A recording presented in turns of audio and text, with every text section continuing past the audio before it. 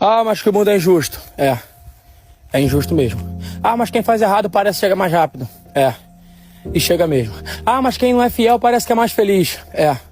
Parece mesmo. Nesse mundo tudo só parece. Mas quem quebra princípio não permanece. Constrói da forma que for. Se não for certa, não vai prevalecer.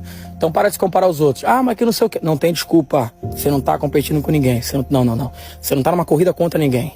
Se você de hoje é melhor que você de ontem, tu já ganhou a parada.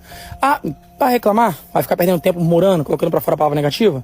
Então nem entra nessa conversa. Porque aqui, só pra galera que quer se tornar melhor. Quer se tornar uma pessoa mais sensacional. Usa a injustiça que o mundo tá fazendo. Usa as pancadas que tá levando. Tudo de errado que tá dando. Usa isso. Transforma energia boa. E faz alguma coisa que vai ocupar a tua mente pra você evoluir. Não tem segredo. O mundo é injusto? Mas quem quebra princípio não prevalece. Quem faz errado pode até chegar mais rápido. Mas um dia, a casa cai. Faz certo. Sempre dá certo.